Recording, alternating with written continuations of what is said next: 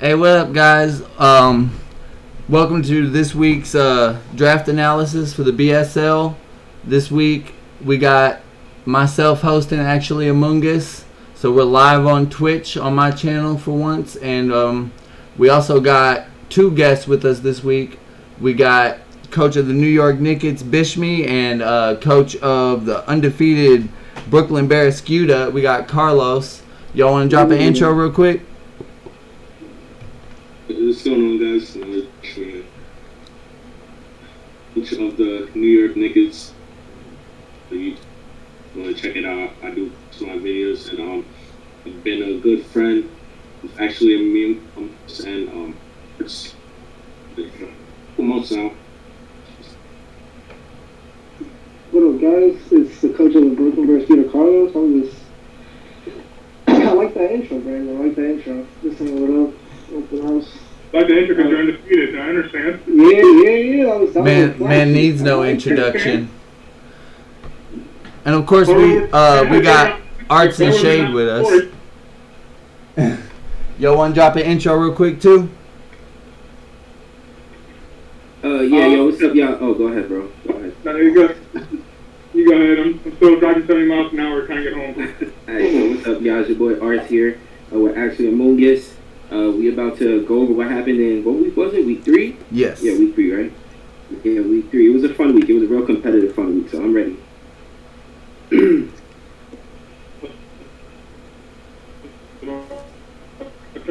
Yeah.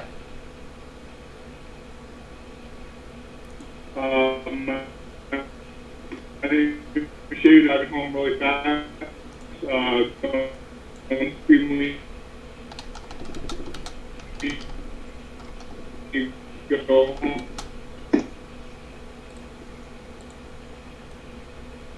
All right. Go to New England Cardinals. So Carlos, you got the only week 3 matchup that we don't have on video this week. Everybody else we got because of the way that the matches fell. So I'm actually going to switch over to the screen of the week 3 matchups, and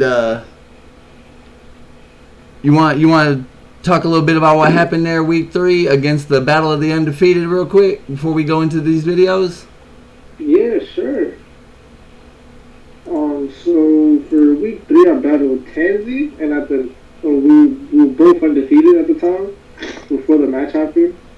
Going into it, I was terrified of his ground and steel. That Escadrille had MVP, so I was just like, I didn't know what to kill it with. Yeah, no doubt. I placed it the week before. I was like, damn, like that Escadrille is a problem because of how fast it is.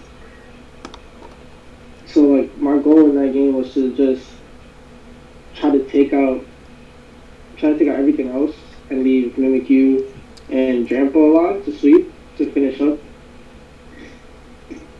So I just easily Gengar made the biggest play of the game by he finally stepped it up for you? Yo, yes. You've been complaining about Gengar all season.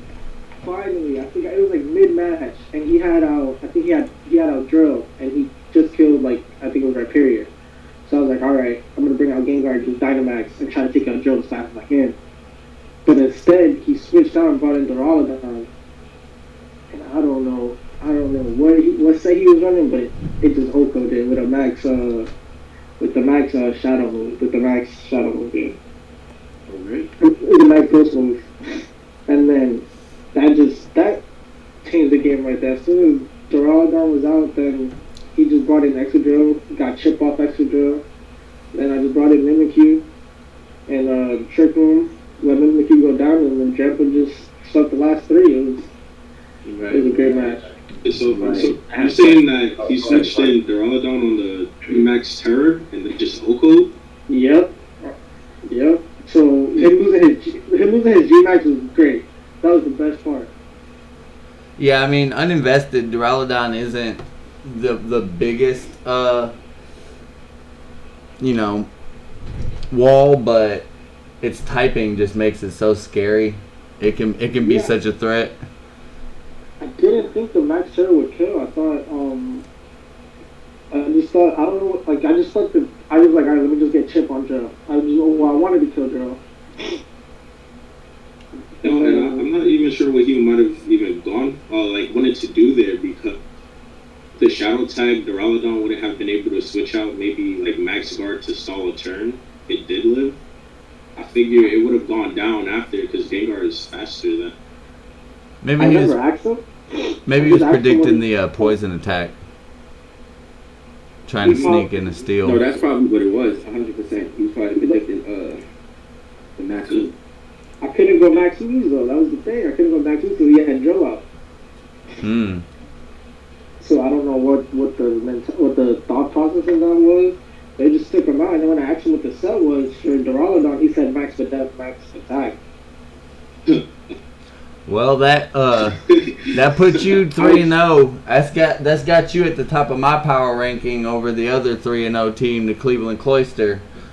But I mean, that pretty much sums it up. We can get into the video. No. All right, then, man. All right, cool. I talked to Tansy, the coach of the Baltimore Blazers. Oh, cool. And they swear that if a crit didn't happen during the battle, they probably would have. RNG, it happens all the time. So hold up, wait.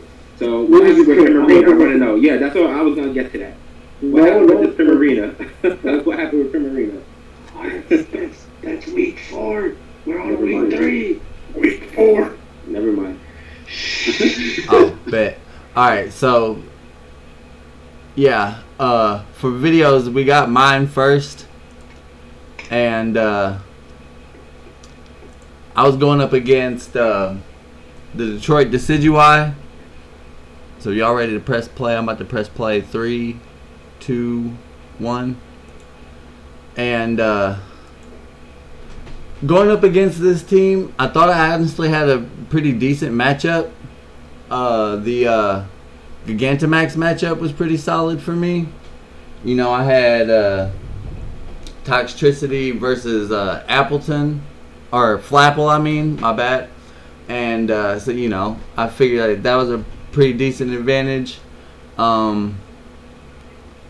This Rotom Heat, obviously, it's a major problem. It's a nuisance to, you know, that's what makes this Pokemon so good. This is pretty much a nuisance in some way, shape, or form to just about everything. And I knew this was going to be one of the things I had to either get a lot of damage on or remove in order to win this battle. But, you know, fortunately I do have a Seismitoad to try to deal with that. I had planned out some good switches for the major threats and things like that. You know, was able to get rocks up early. And the early game was honestly going pretty alright for me. When I'm looking at your team, like, what was your immediate answer for Dirt Fetch? Well, to be perfectly honest, this was one of the Pokemon that I was less predicting him to bring. He gets the crit here, and as you see, that like my Beware, you know, it was set up to where it'd be able to tank somewhat amount of hits, especially physical hits. Basically, as long as it wasn't dealing with the Rotom, it would be pretty straight. So, you know, there was that if he did bring the Surfetch, but the Surfetch was a little bit of a surprise, actually. I understood whenever I seen when he brought it in that he was bringing it, you know, the Leaf Blade down my Seismitoad, and so it makes sense, but yeah, this was one of the Pokemon that was kind of less of a worry for me, so I had more like, and you know, on that attack right there, especially when he seen that crit damage, I figured that he would go for the switch. And I was more worried about things like the Rotom and this Aegislash. And so I made the prediction right there to go Darkest Lariat in case he did bring in the Aegislash, which is usually his best bet against this Beware, besides maybe the Rotom Heat. And Yeah, I was just a lot more worried about things like that than the surf etched. Because honestly, there, like, nothing was stopping you from going for Delaria, right? That's just kind of slow. Going for what? Another Darkest Lariat.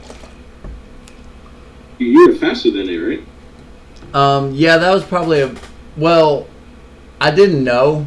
I might have been, but that was probably like a little bit of a scared play. You know what I'm saying? Like a little too safe. If you both had no speed invested, it was a speed tie. Oh, okay. But either way, that sacrifice, I just basically took it on the chin, and even though Bisharp was really big for me, and in this battle, I just basically used it as an opportunity to try to get my hail up, and I thought about going for the veil there, but I basically told myself I'm going to switch to Seismitoad anytime this comes in.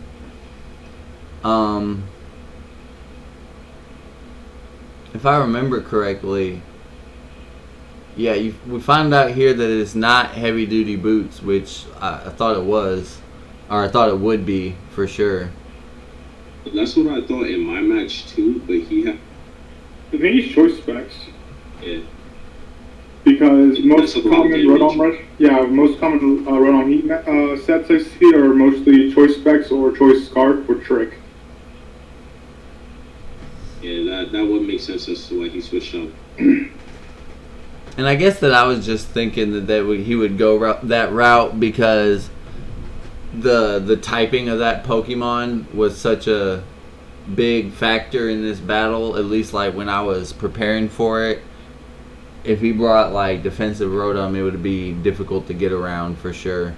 So I just kind of was prepared to only be able to wear that down bit at a time, and knew that if he had heavy duty boots, he wouldn't be taking that big damage from rocks if I got him up. Now I get a little bit lucky there because I do sack my Seismitoad, but the Surfetched that was supposed to counter it goes down at the same time with it. So like, I guess in like hindsight of the Bisharp play, things start slowly like kind of evening out. Yeah, definitely like just I mean the back and forth here. Oh yeah. And that's gotta be specs. Yeah, I was, like I said, I was expecting a defensive Rotom, so I pretty much misplayed on what the speed was going to be there. Start backing myself into a wall kind of at that point too, but if I had my Bisharp, it would probably be a little bit better because my Bisharp was Assault Vest. I don't know, Choice Specs probably almost definitely still would have O-code, so I don't know if that, would have been able to. I brought Rock Tomb on that in order to lower the speed, and then Beware would be able to finish it off if that's the way I had to go about it. But Choice Specs, I don't know, it might not have been much I could do with those two Pokemon against Rotom. Quick question. At any point this season, because I can't remember, have you ever opted to go for a special toxicity over your Shift Gear one? Yeah, against you actually. I had the Choice Specs. You know what, you're right. You are right. Okay. Alright, good. Alright.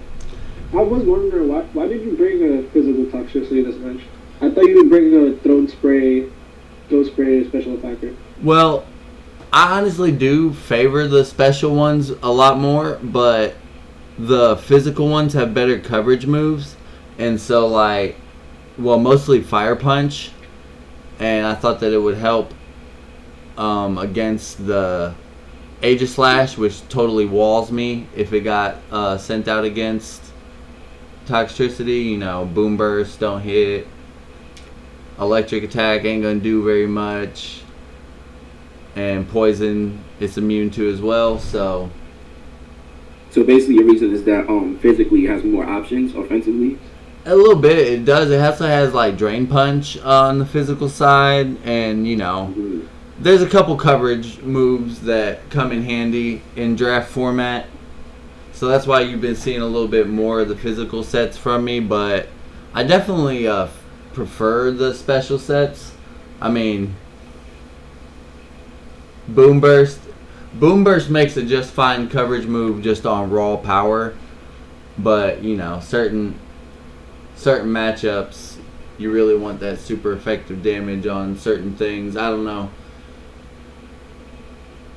if the special set would have been better if I'd have known in preparation that I'd be able to take out the Aegis pretty early on, then I probably wouldn't have thought twice about that fire punch. Well, I mean, let's say if he brings out the Aegis Slash and you're just special, you could have still brought in the fire punch and just Dynamax and use a max play. Right. Well, yeah, that is true. I mean, and you can also, that's one thing about Toxtricity. One of the reasons why I picked him is because the set can really be special, physical, or mixed, because, you could run special with Throat Spray or Choice Specs, or even, if you're not choiced, then with or without Throat Spray, you can run Shift Gear, still run Special Investment, and throw in a physical like coverage move when you get the attack boost. One unfortunate thing that played out for me is this Primarina was also one of the best offensive threats that he had, and I actually am just like unable at all to get a hit off on it. To get a hit, yeah. With my Como. I just noticed your moveset. You never put on Sludge Bomb. No, not Sludge Bomb. What's the move? Was it Flash Cannon? Flash Cannon? Oh yeah, I did forget to put on Flash Cannon. Oh man, that would have been huge.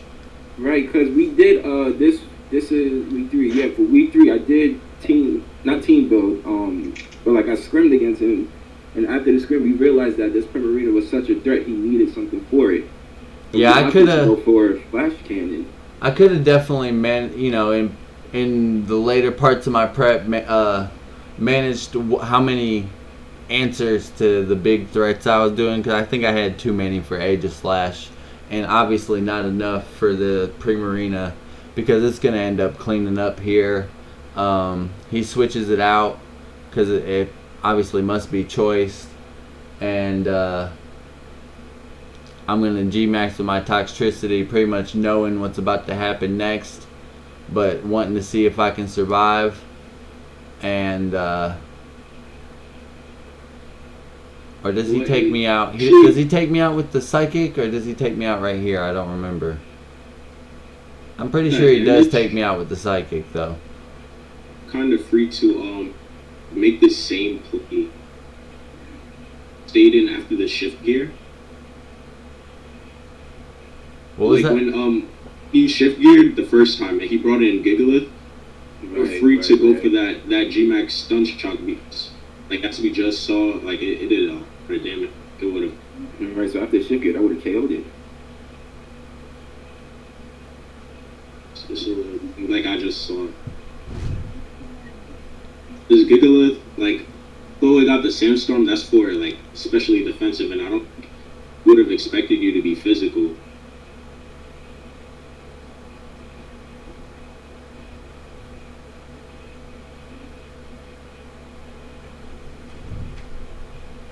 So like basically, he's just stalling out my G-Max turns at this point, but the Primarina does come in and end up finishing me off.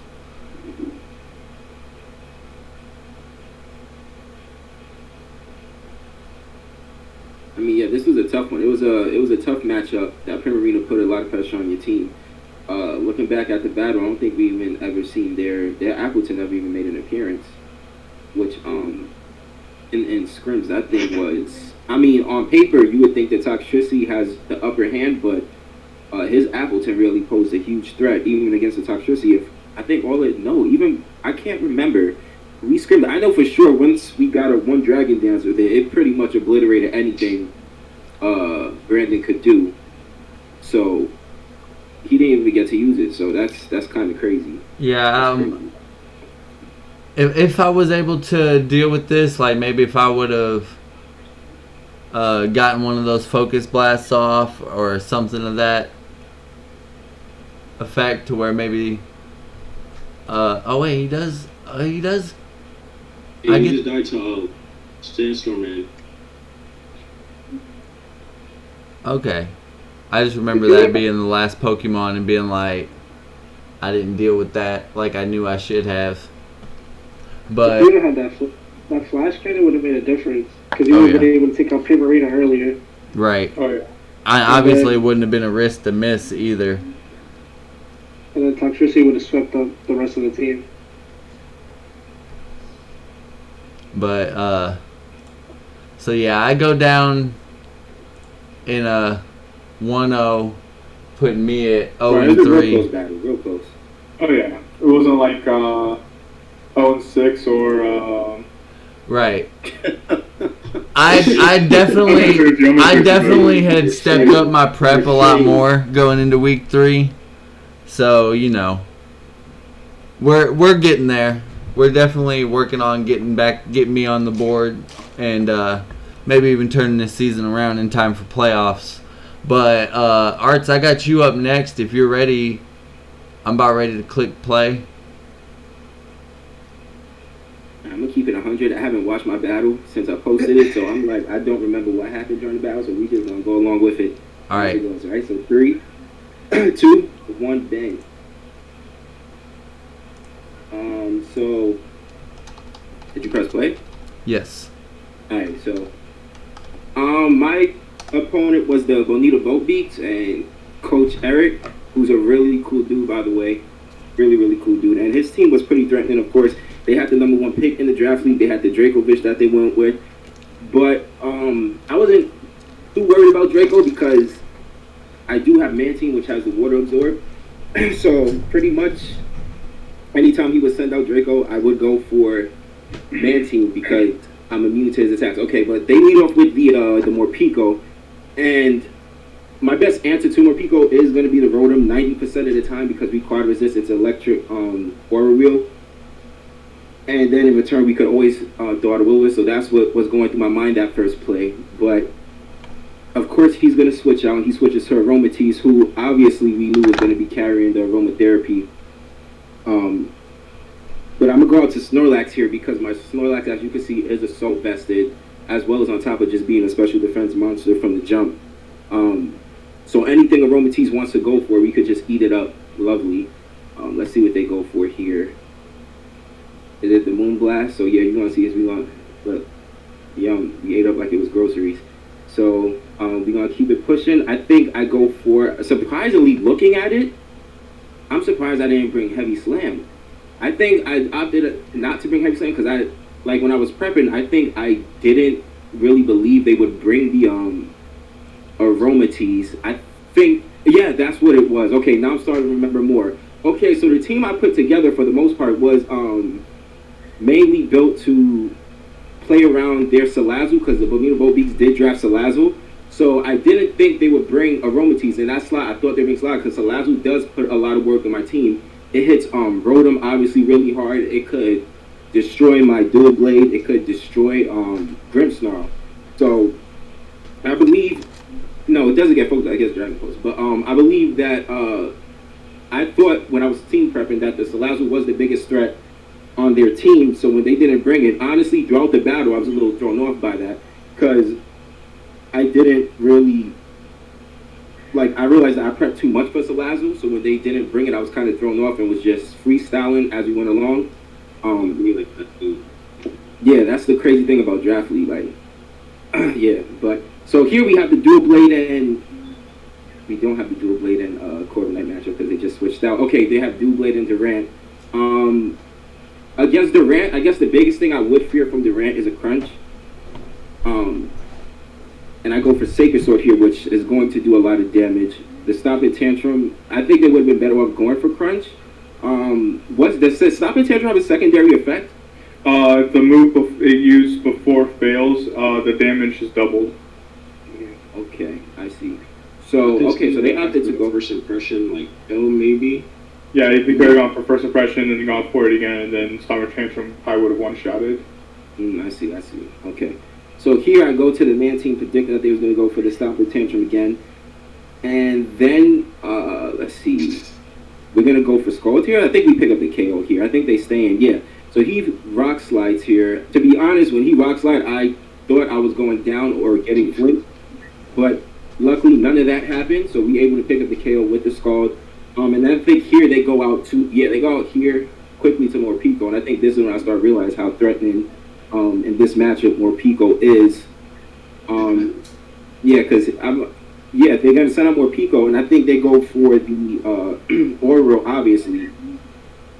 Yeah, there we go. So they're gonna go for the Oro, obviously. So I'm gonna go Rotom here. So I go Rotom, and when I see the damage or lack thereof that the Oriole does to me, I think I'm going to be good to stay in and get off the Will-O-Wisp.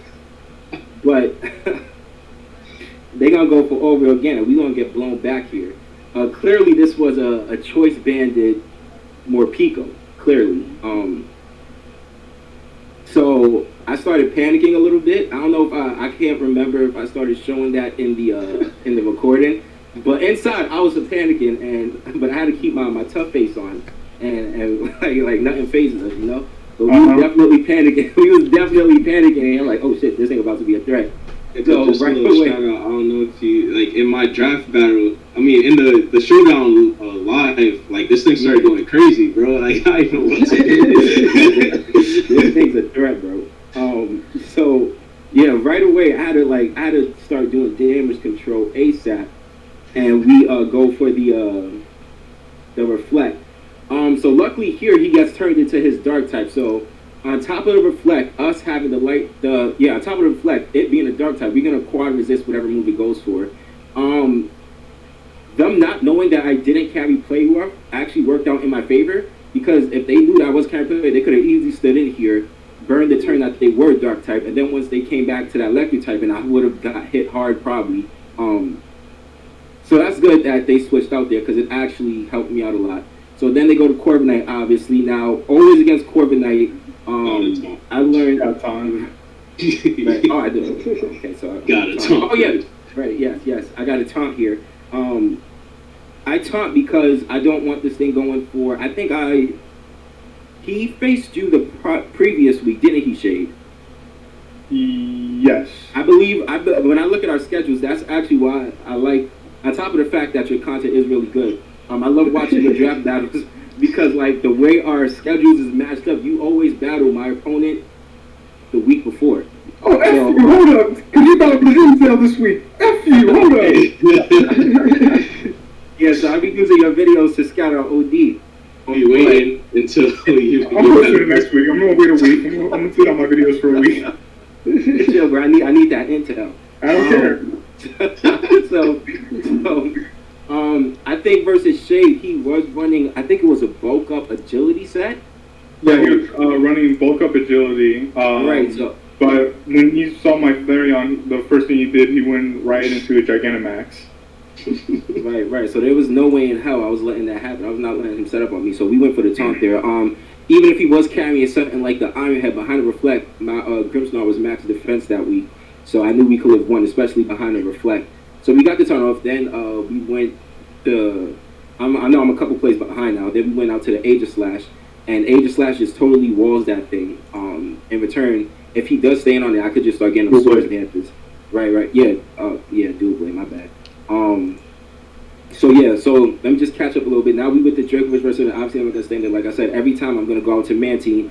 Now he's going to go for the Stone Edge, of course. I'm so lucky that I didn't get crit there because Stone.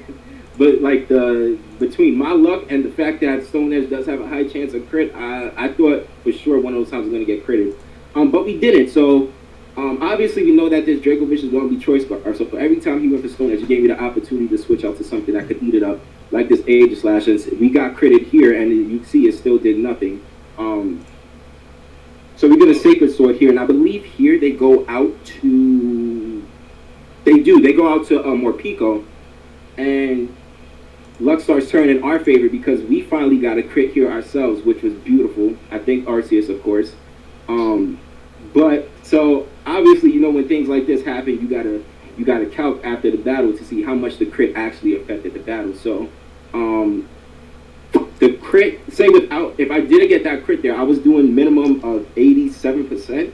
It was either 87 or 88. I think it was, I'm just gonna say 87.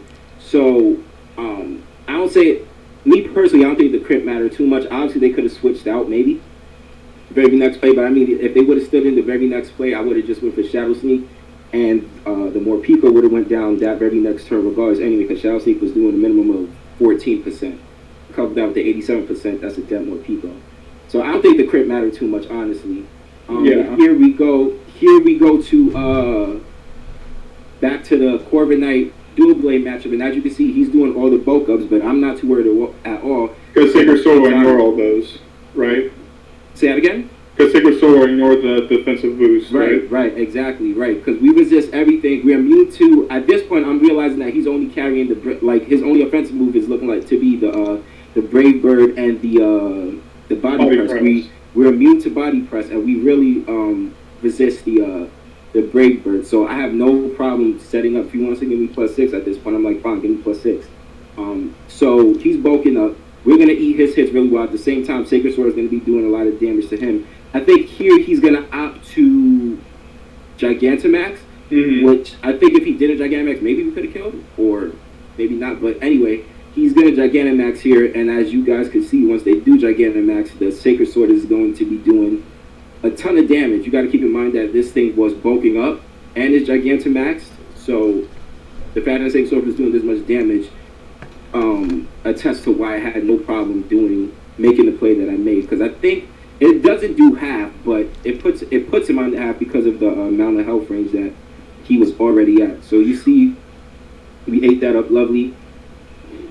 Okay, so it didn't even put him at half. Okay, but I see, yeah, we did great damage. We did great damage there. I wasn't mad at that damage at all because I know that after he's doing all of this, even once Aegis Labs goes down, I could just send out one of my faster mons, I believe, which is going to be Cinderace, and we're going to take care of it from there. That's one thing about draft leagues. Those bulky Gigantamaxes, man, they have a lot of value. Oh yeah, but my week battling him. So when you saw me bring out Ryuji or my Flareon, right? If he didn't Gigantamax, even if he was max HP, max defense, my Choice Band Flare Blitz would one shot. And even if he did Gigantamax, that means I put him down to where you all saw about 10% left of his HP. And then you bring in something and kill it. Right. So, and none of his moves can one-shot me. Right. So obviously here, so then he his Gigantamax is burned, so he's clearly not gonna stay on Cinderace. He's okay, so he goes for the of course, right on cue. Like I could predict what's gonna happen.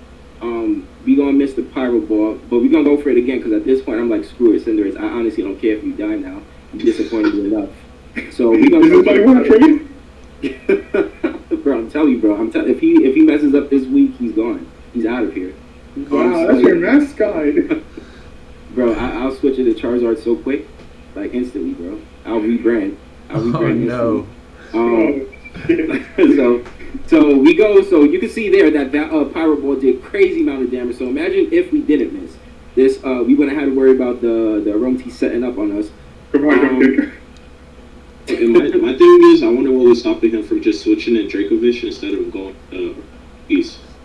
That's a great question. I don't know why he made that play myself. I feel like he's probably trying to reserve.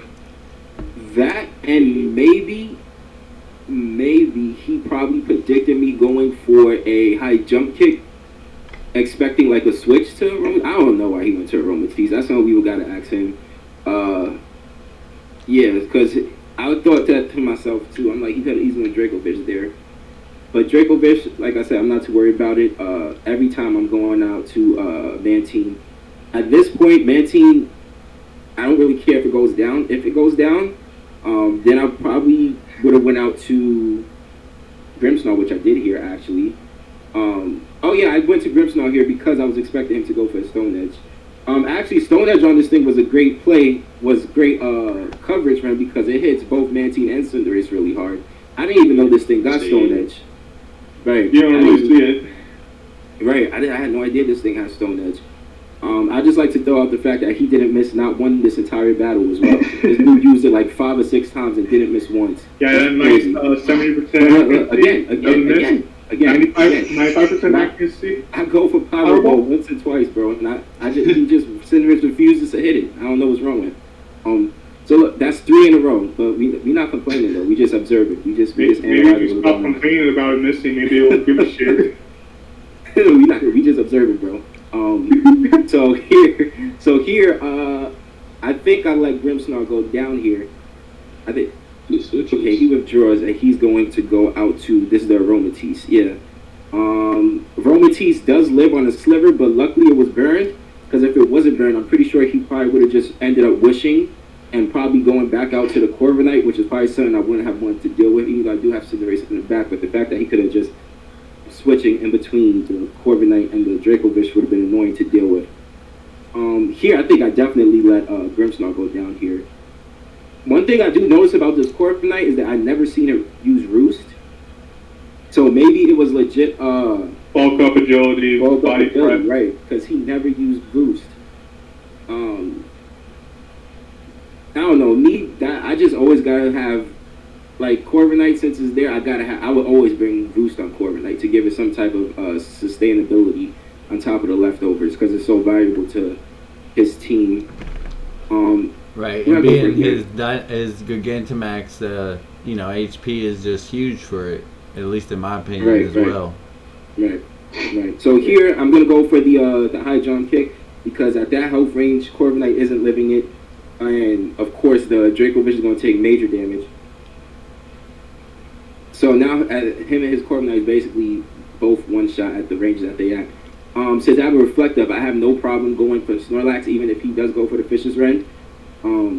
Because Snorlax is a bulky boy, and then even if I do take decent damage, I could gain a lot of health back because my Gigantamax is still available. He's going to go for the Stone Edge, I believe, here. Yeah, he does it. Yep. Of course he hits it. So then we're going to Gigantamax here.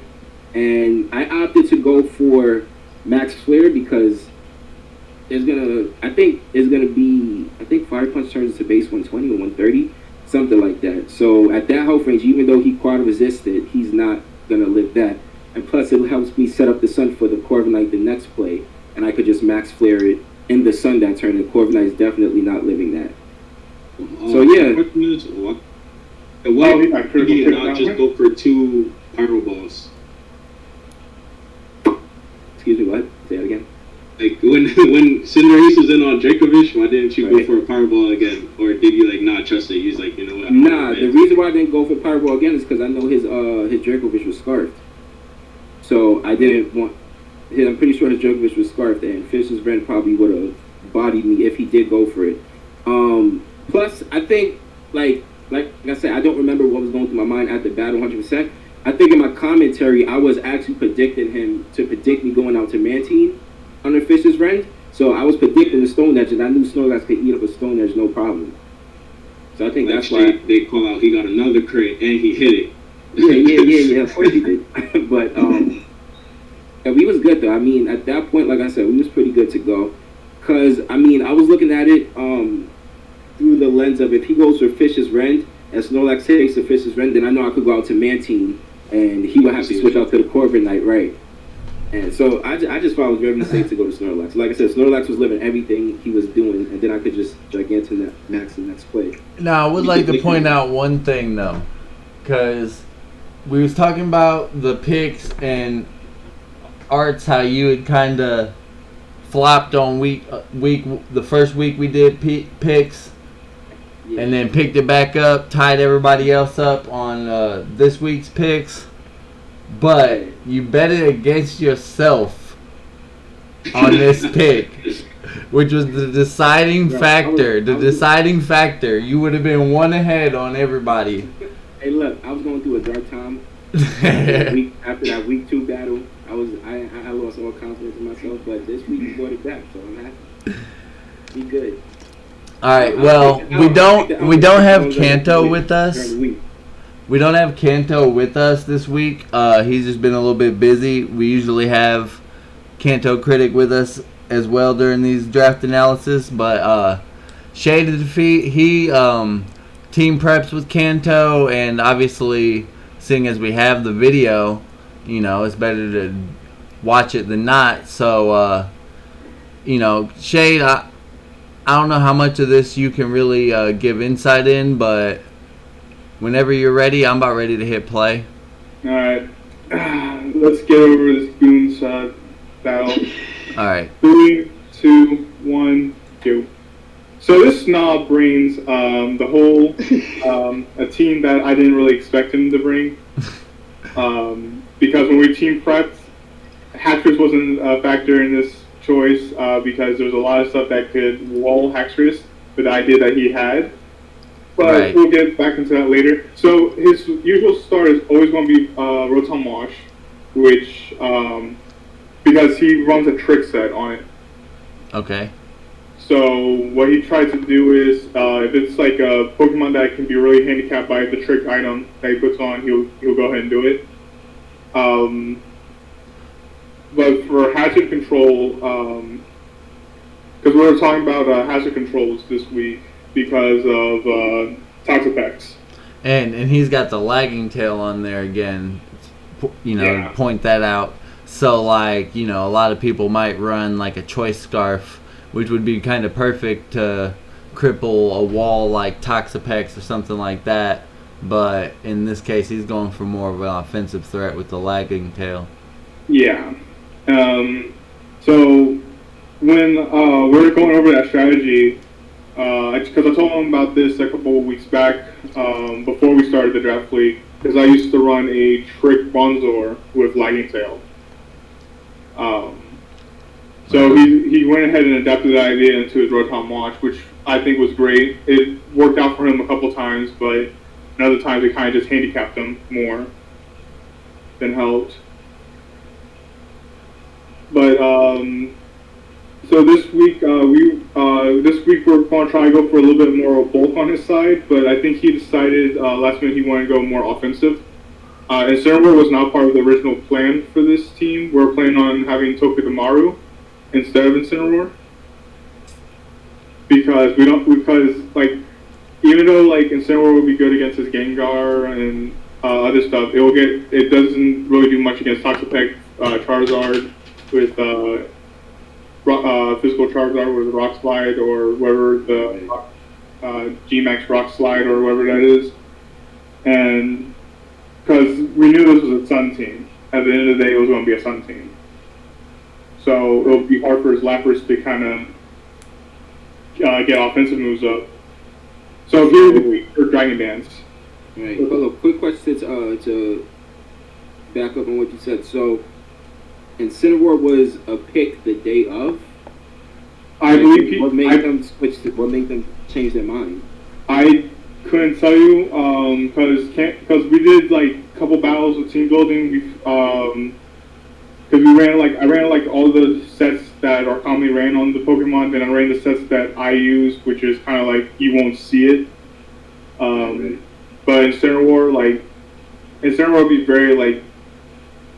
That's hard to say, like, because Incineroar is so situational in this battle. It will be so situational. Like, it wasn't like, because you got Pokemon like Ninetales who can wall it. You got Pokemon like Toxapex who can wall it. Like I said, actually, Incineroar does get Earthquake. Earthquake does damage to both of those Pokemon. But if he's setting up in the sun is going to benefit him too. But the thing is, like, yeah, it will do damage to those Pokemon, but it's like, would you really want to keep like Incineroar out? Like maybe against like Venusaur, yeah. But I don't know, because we did damage calcs too. All those Pokemon, if they're running, I forgot what moves they were, would be able to wall out the Earthquakes, because that's what something he was talking about too. Right. He's talking about choice band earthquakes. In here with like I'm glad he's not here, but like, I don't really know what was stopping him from just dragon dancing in Oxapex's face. Like he could have done a lot more stuff, especially since he had the lumberry. Like if it was a case that he got burned, the lumberry would have popped, and he could have like killed it the next turn at whatever. And then Rapidash put a. And we told him that Rapidash would probably be the main issue for him if he brought it, because he has a lot of weaknesses to fairy. Team, especially the. And this is why I told him, and this is the one thing that like we were really worried about. We were worried about a choice scarf, because if you see his reaction right now, he wasn't expecting a choice scarf. Was Scrappy max speed? Scrappy was max speed, max attack. Oh, okay. Yeah, Did Jolly or Adamant? I believe he ran Adamant. Because me and Bish were talking about it, and we noticed how I think like Scrappy didn't outspeed Rapidash to like +5 with the choice scarf. If Rapidash had the choice scarf. Yeah. But it's like, so at this point he decides to get off the defog, which is always a good choice for him to do. Because at this point, like, because like we said like last week, it's like you have to be able to, like, every one of your Pokemon has to be able to do something against every one of your opponent's Pokemon. Because if you have one Pokemon just for one other like if you have one specific Pokemon on your team just for one person, like for one Pokemon on the opposite team, you're not going to get really far that way. So your team has to be versatile.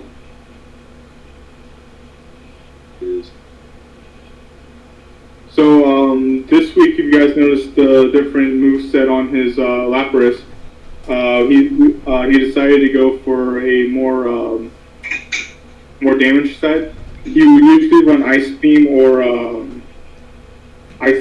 Freeze Dry versus Blizzard for a more accurate move. But he decided that it would probably be best for him to go ahead and go for a more damage, because this will allow if he swapped in to Charizard will still take a lot more damage. So update on that, since Scrafty was max speed, it was 3 speed start for that guy, and then he would have got farther in this match. Yeah. One thing I gotta ask, it's a little related but unrelated, but you and Kanto Critic actually are matched up in week 4. So having usually prepping, like helping each other prep, how are y'all going about it this week? So there's actually 3 of us in our training section. It's me, him, and then another YouTuber called Card Gaming. So between the 3 of us, 2 of us will battle each other with the team that they think that will bring. So it'll give us 2 aspects of that. But this week, Card, the person in the middle, decided not to help either one of us, and we decided that we weren't going to team build with each other. So I tried asking Arrtz earlier this week to team build with me. I see. So you did? I did ask. My bad. I forgot. I know you did. But because did right you now, team build already or no? No. Oh, alright, then I got you. I just put a team together and be like, you know what? The one. I'll Go for it. But I hope not. You like your matchup going into that one? With Savali, I like picking up Savali. Like while I was looking at like the tier list, because for those of you who don't know, I traded my Vanillux and my Bronzor. I traded Bronzor for Savali, and I traded Vanillux for Glaceon. That way it gives me a little bit more like diversity, because I noticed on my team like I'm lacking a lot of types. Yeah. But with Savali, I can make up for that. Right. So I can have a rock type, I can have a ground type, I can have a better flying type. But this week it's kind of interesting for sure, because me and him are really good friends. Like we're not like, you don't know each other personally, but through YouTube and like just like with you guys, like I made like really good friendships Right. with a community. But His Gigantamax is definitely one of the best in the format. So that's got to be scary. We'll talk more about that matchup later when we do the pickups. I don't want to. True. Sure. But yeah, he definitely does have the Bear G-Max. That's what he was planning on using for this match against the Ninetales. But I go like, if he throws out Ninetales against you and you're Gigantamaxing for turn 1 with Flappers, because we're telling him scout it out, make sure he doesn't send out Ninetales first, because your first max strategy isn't going to do much to it, especially if it's a special defense bet one. And like that's why that was such a great play, like the Ninetales switch. Yeah. And get that initial damage off on it. But it's like, because like at the end of the day, like it's just a guessing game. Like, because you have to guess, like, are you going to stay in and predict that I'm going to try to predict that they're switching, or should I predict that they're switching? And Kanto is just loving this league because like he never really got into competitive battling, so this is like his first taste of it, like for real, like a real competitive battle. Right. I tell, like, I'm just watching him, the little corner of the video. He looks so happy while battling. I'm like, look at him. Even when plays aren't going his way, he just looks so like into it and happy. But let's give it up to Shade for giving us the VGC play-by-plays on a battle that's not even his. No doubt. That's dope, bro. That's what's up.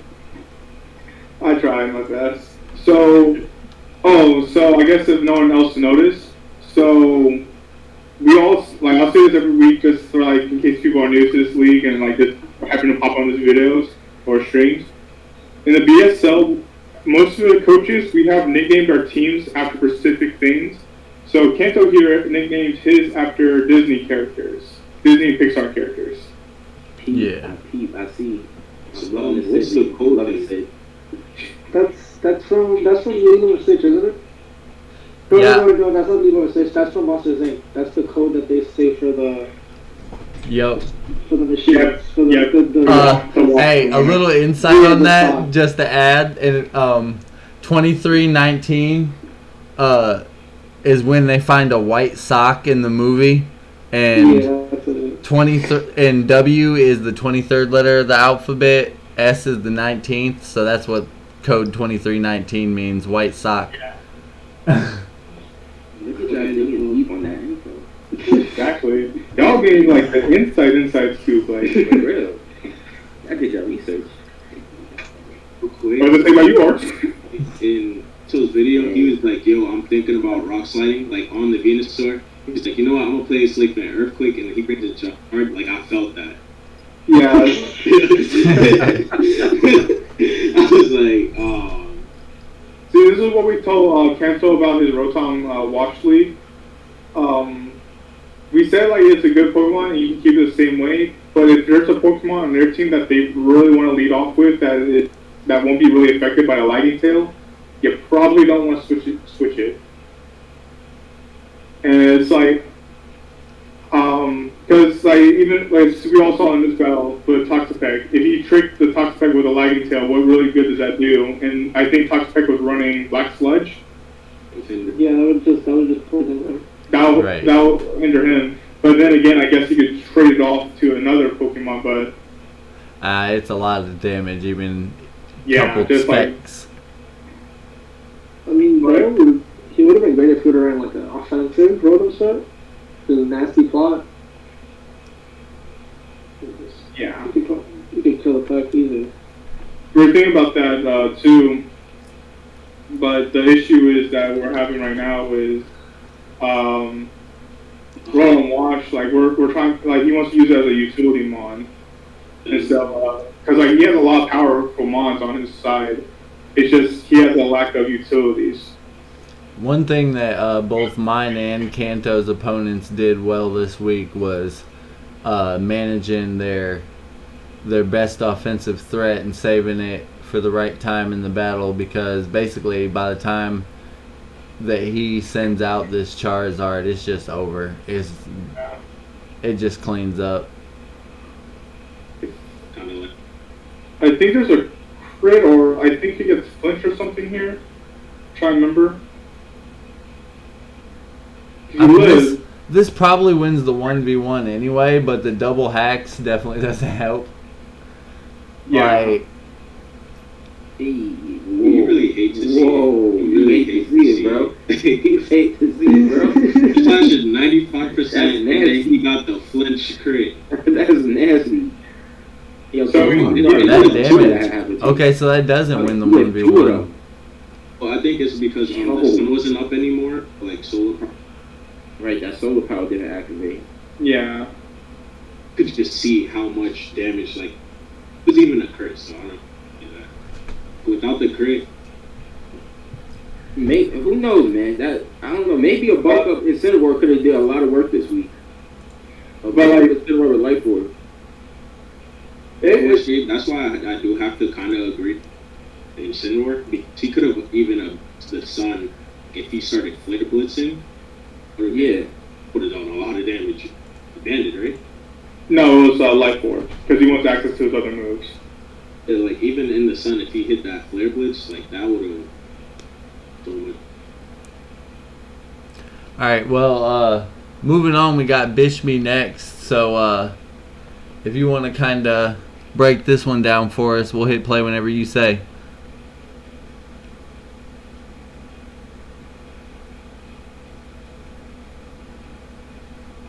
You ready?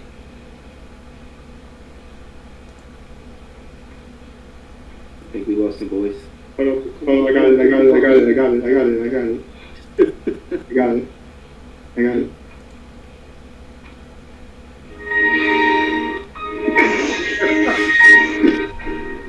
Here we go. Hey, it worked. Let's go. Hey. Hey. Welcome back, bro.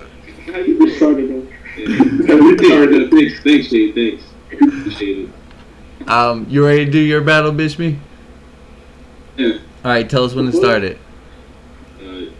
3, 2. So yeah, going up against this matchup, 0.2 and 2 coach of the boosters is 2-0. Like, not the win streak. Oh yeah, the winless versus the undefeated battle. Yeah. But like here, I forgot because I built this team like, so far. I had built Pelipper to be faster than. And so like in my head, I'm like faster. And it's Pelipper versus Zard. Like, would she want this to like take a hit? You know what? I'm gonna expect the switch and U-turn. Turns out she stays in, and I talked to her about it, and she said that Charizard, the Hurricane would have OHKO'd my. They not hit. It's a big hit. Yeah, but like I should have just went for the weather ball, like, fearing anything, just to see how she. So Wait, that Pelipper was choice card? yeah. Okay, yeah. And so, like, if I went for weather ball, Charizard would have been done, and we'll see like how that kind of like bites me in the butt at the end of the battle. Here, like, I'm not expecting her to stay in. Because Sword Stance. They definitely attack there because trying to calc here and Sword Dance strike really hit Shadon. I think I would have done 50.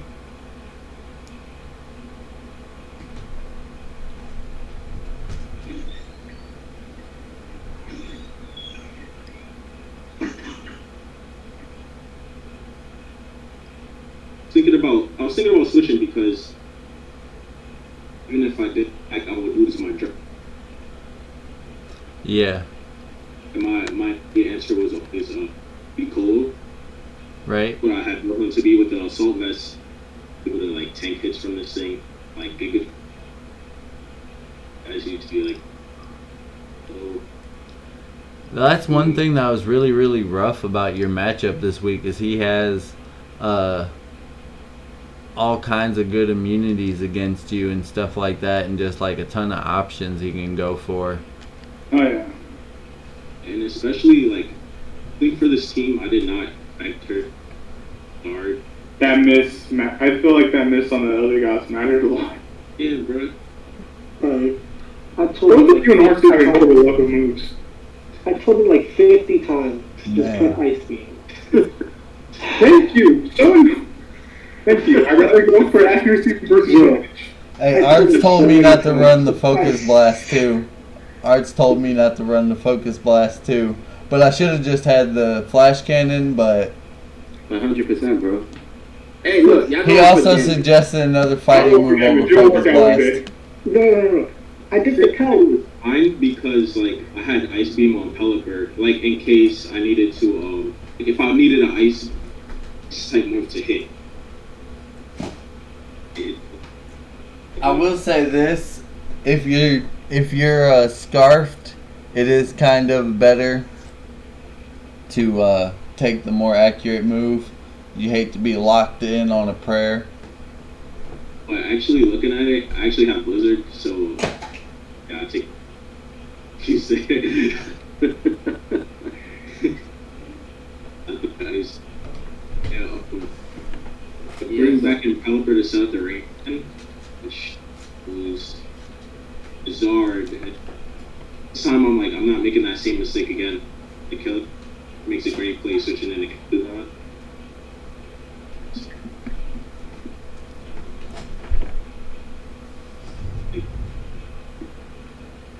Terry going from Gastrodon, all the guys, like, allowed my Ludicolo not to heal. So, it's kind of like, oh, so here I go for the Blizzard, right? She's definitely going into Eldiga. He said a Blizzard.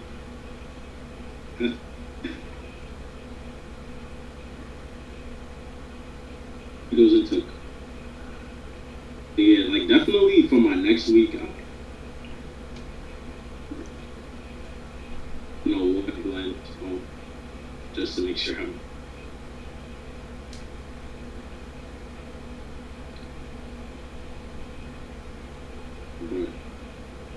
But rock, and they have a anti move on Ludicolo with class, but it doesn't like that much in the throw, kind of like this. I feel like I had a lot of answers to what she brought.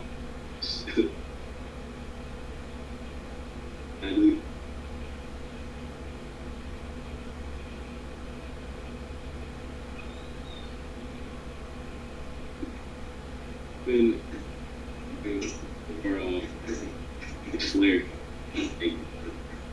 Ferrothorn was guaranteed to live 2. In the ring, right? Yeah. After, like, if the ring was up, if she max flared, then it would have then had protect.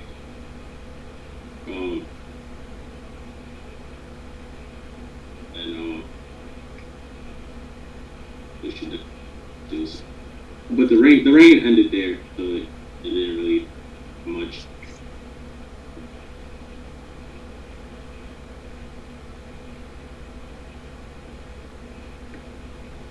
Kind of. Like, was it the one? She still had that Zard in the bag. Ferrothorn, pretty pivotal. Being able to walk. I want to say like this season I haven't been like to open the door for Beetle. I was like kind of saw what it could do in week 1. I'm trying to like relive that high passion. No doubt. Yeah. I mean, me and you were in the same boat at 0-3, and Yeah, especially honestly in the Rain team's case, like you drafted such a solid team of like covering your weaknesses as a Rain team and all that. And so like it's just such a surprise that we haven't gotten on in the win column yet. I do have a habit from my well here I did run a calc weather ball. I think 2 weather balls would have been able to kill. Not expect growth to do that much. Here, I do get the trade though. G-Max. It allows me to like bring a Swift Summer to go into. Yeah. And like they run this calc with Carlos too. Well, calc, but prepping with Carlos, I was like, what she bring a scarf? He's like, yo, it's a rain team. She's obviously gonna outspeed you. I'm like, nah. As you see here, that the Dragon Ball is actually Scarf. Yeah, with access to Thunder, that does make sense because it's such a fast Pokemon. That Blizzard though. Yeah, the Blizzard, massive amount of damage, and so like, I'm sure when I go for next because the Arrtz I haven't the battle. Well, that's another thing I was going to get to before we got to the end of this battle is me and you actually go head to head in week 4 in the battle of the 0-3. So what's going on? So yeah, one of us won't be on the no wins for long, but one of us is definitely still going to be. Yeah. What you think coming into that matchup? What do I think? Actually, the team that I got, honestly, I don't really like it. Me and Arrtz kind of had the same idea. I mean, you can go look at the free trades. It's too late for that. If I was looking at this matchup like I wasn't in it, it's kind of like almost 50-50 because you look at the Gigantamaxes and it's like, oh, I've got Toxtricity versus a Rain team. That's great, but your Gigantamax is pretty good against mine. So, and then you just have like the pressure that a Rain team puts on. You got a pretty like good variety on that team. I feel like it's definitely gonna come down to who makes the better plays for sure, but I'm kind of disappointed that you don't run Explosion on Claydol, but well, I want to take a little bit from Cancel there, from what Brandon told me, he used Claydol, like when we did the after draft video, like using this thing as a utility. It's like one of the things that ran my mind. Things gets access to like screen. He's self-rock and really. now I don't know if it'll come into play at all this season during the having a Rain team, but but I got a sweeper set too that I can show you for Claydol too. Remember I got the 6-0 during the PWD with this sweeper set that I got on Claydol. Yeah, make sure you you can wait till after season. You can wait till after. Send that before we battle, actually. Don't worry about that. Don't worry about that set against me because it's a weakness policy set, and I don't have anything that hits super effective anyway. So don't worry about that set against me. But yeah, here I figured bring. I didn't see any like really hard hitting moves on Elder, so I wanted to start setting up on it. As it just puts me to sleep and stops me there. Getting back, figured here I should have stayed and started burn sleep to even to a better chance switch out Ferrothorn because I figured it can't touch my. Sorry, no. Just to like here open the door for her to just bring in ours or sweep up. Yeah. Just like, yeah.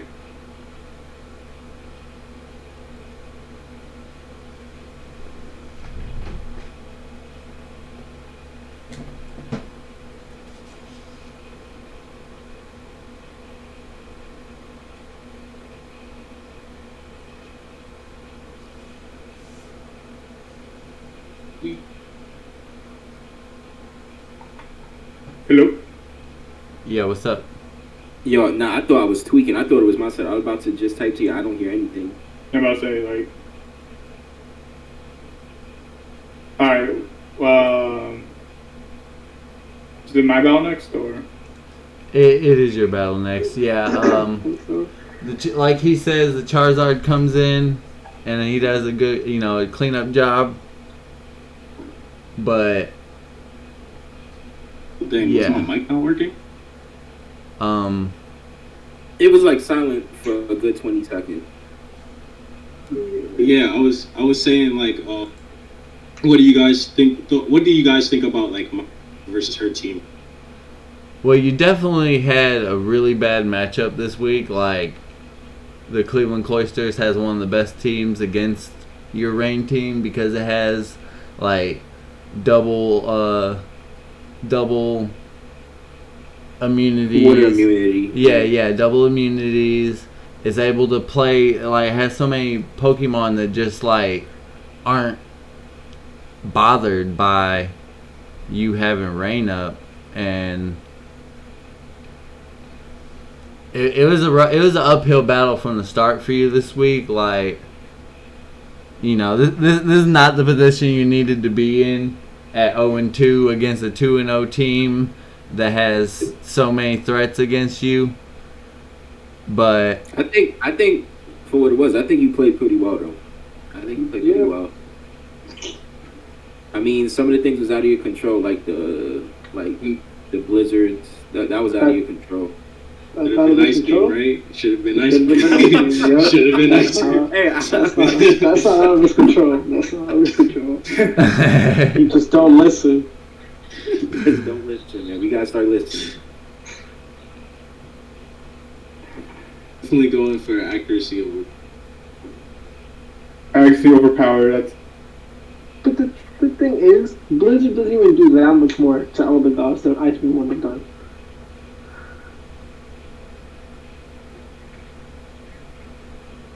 Does Cinderace get filler bits? Or no? Get done. I gotta look into this.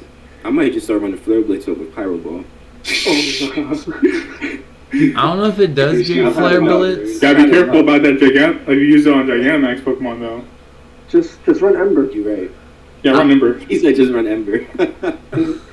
I don't know if it does give Flare Blitz. It's too overpowered. But you know what you could do? You could just trade with Kanto and rebrand, be the New York Incineroar. I am. I was looking at that Haxorus. I'm like, what tier is that? I was looking at that Haxorus right quick. Our New York Haxorus, it doesn't have to be a fire type. You can just put the Haxorus in the fireball. Nobody will notice. I pick up Haxorus, drop Noivern, and look for a fire type. I'm good. I was thinking of the strategy. I'm gonna hit Kanto right after this. Yeah, so that pretty much the end of them. Yeah, Charizard pretty much cleans up, but it was pretty rough That's to what begin I want with. to say. Like, definitely start of the battle. a lot of ifs coming out. But just click what I've been in totally from the get go. Happens. Yeah. Alright, so the last one we got for before we get to the week 4 matchups is Shade. Shade, you ready to let us know when to play? Alright. 3, 2, 1, you. Alright, so this match is against the Dindamel Dragonites. Did I say that right? Dindamel? Yeah. Dindamel. Yeah. We get into this every week, but yeah, I'm pretty sure that it's Dindamel. We still haven't got it correct. So, this is, so 2 Pokemon make their debut in this match for me, which is Vanillux and Bronzor. And this is also their first and last match. Oh no. Right, because you already said that. I was gonna say, didn't you just say earlier you dropped those 2 Pokemon? Yep. And what's crazy. funny is That's crazy. what's funny is that Vanillux has already been picked up by the Dindamel Dragonites. So my play style is fast and not is more fast paced. I don't like setup moves. I don't like screens because that's not what the team is built around. If that makes sense. So here I went for a freeze dry, thinking that it lowered my special attack, not my special defense on Bug Buzz. So I go like, oh wait, hold up. That says special defense, not special attack. So I just go like, all right, it's going to die anyway, so just go ahead and YOLO it. So I go like, so I lived on 2. Which is a pain, but I decided just to go ahead and leave it. He gets back 1 HP. Surprise! I mean, I guess the Giga Drain was a alright play, like in case you switch. Yeah, like in case I switch into Crawdon. Actually, in case you switch on it. So I just go ahead and go into Arrtz.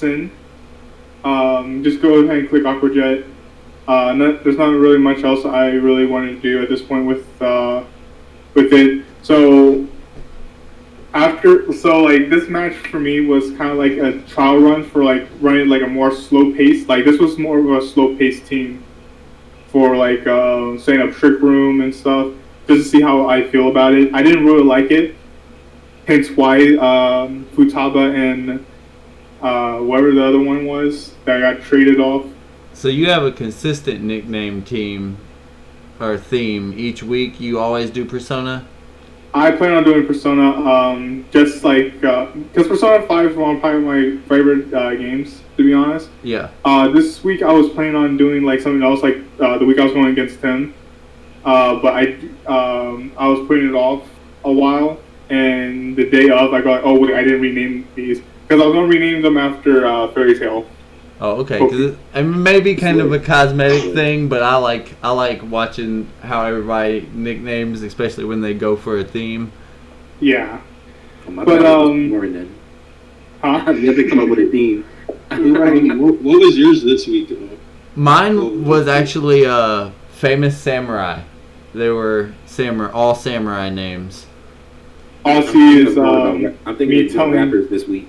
You know, I had like Nobunaga, stuff like that. Nobunaga did not do as well as the real Nobunaga did in life, because that was my Bisharp that got sacked. But he's a very famous samurai, so that's why I dropped that name. So I think this is what threw him off.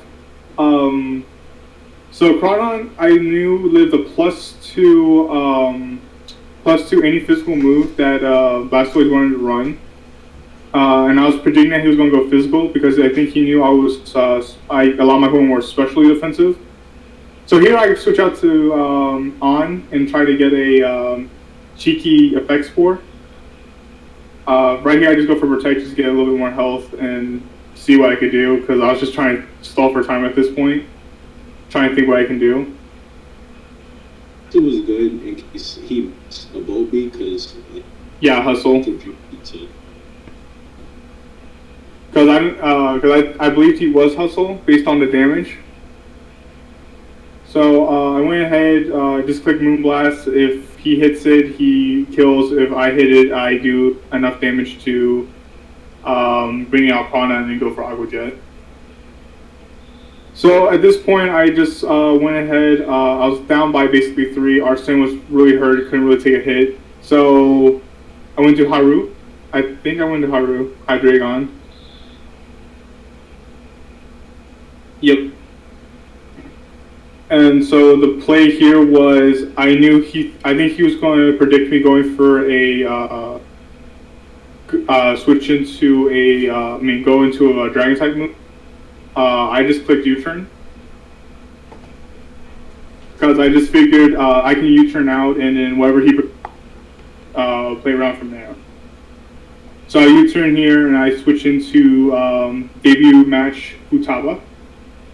Although I was tempted to go into Arsene, because I feel like I would have gone to Arsene and knocked off. I think it would have killed. But so here I go for Trick Room, because this is a Trick Room team. So the goal here was not to die. So what did you expect the ring to go? So my thing was I thought it was going to be a calm mindset. And right there and then I realized I forgot. So you know how like you can use like an ability capsule, and I changed the ability. So I changed the ability, and then I turned off my Nintendo Switch. I forgot to save it. So when I went back into it, my my Bonzo still had levitate instead of heat proof. I'm like, Dang. so yeah, that's fair. But it wouldn't even matter at that point because he had the weakness. So The weakness policy, yeah. like at this point in the video, I was going like, oh shit, I just lost. There's nothing else I can do, fellas. It's downhill from here. That was the fastest downhill I've ever seen. Once you like press trick room, it was done. That was game. It was over. And like this is when Arrtz messaged me in like Discord, be like, yo, you're so much more funnier now. I was like, F you. Appreciate it. Because here's the issue now. It's trick room. It's gonna go first. It's guaranteed to go first. And all my remaining Pokemon are weak to fairy. So it's like I need to start sacking off. Failure. I'm sacking off everything. I'm sacking off everything. I feel like So We got Shay to defeat the POG champ with the trick room. yeah. So that's how like that was the fastest I've ever gotten rid of 2 Pokemon in a draft league. So like, nope, not my play style. Get out. He clicked Trip Room and blamed the Pokemon. Yo, I can't. Yeah, Suba. MVP of the Dendemil Dragon. Because MVP of the Dendemil Dragonites is Shay to defeat. so nice, but no. But in all seriousness, like I said, I didn't really like the slow play style of setting up screens and setting up Trick Room. But like this is what that team, like I brought a slower team for this. The only Pokemon that wasn't slow was Hydreigon, just in case. But because I changed up the EVs on my Crawdon too to make it lower speed. But Right. yeah, I have like a little bit more bulk, and it's like you'll allow it to live up. So it's yeah, like so like I guess you can say like I'm being petty at that point, but it's like if I didn't feel like it was the right choice for me to make, like going into this, I was like, because Card was helping me make this team, because this was the best Trick Room team I could have made with the team I had. The only difference was I could have switched out my Hydreigon for a Flareon. right. But even then, like it's like that to me is like I don't like playing like that style. Right. This game would have been different if you would have hit that flash cannon instead of the U-turn on Hydreigon. You would have read the switch. See, yeah, also that's what Carl was telling me, and Kento was telling me. If I would have clicked cannon, this battle would have been completely different. Because I wouldn't have given myself the opportunity to switch into Futaba and start and click Trick Room. They said, you know, so I sat there going like, because at the end of the day, like Bronzor was kind of more like there to stall, and stalling is not part of my team setup. Right. So right here, like he goes into Frostmoth, I sat there going like, oh no, the Frost. So because my best option at that point was to lock myself into Dragon Balls. And then I'm pretty sure, like, when we were watching it together, like, everybody was surprised how well it took that info. Yeah, I was really surprised too. It was like, for real. It ate that. But it has the ability Ice Scales.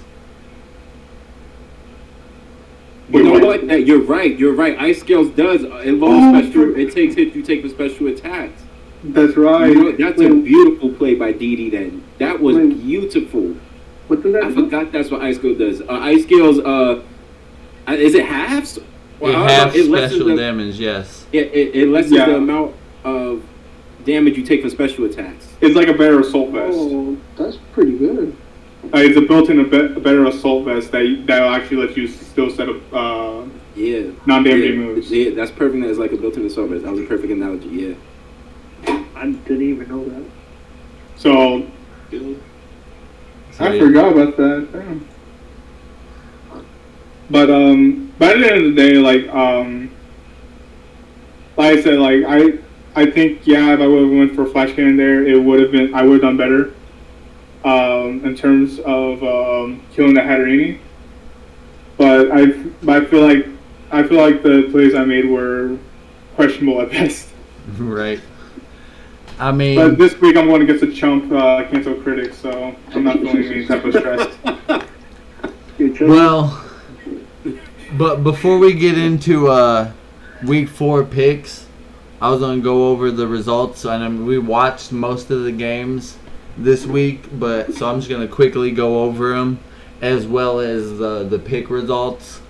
So we had the match that we just watched, the New England Crawdon versus the Dendemil Dragonites, and we seen that one go the Dragonites' way, but Kanto, our guest last week, Eric and Arrtz had picked that one right.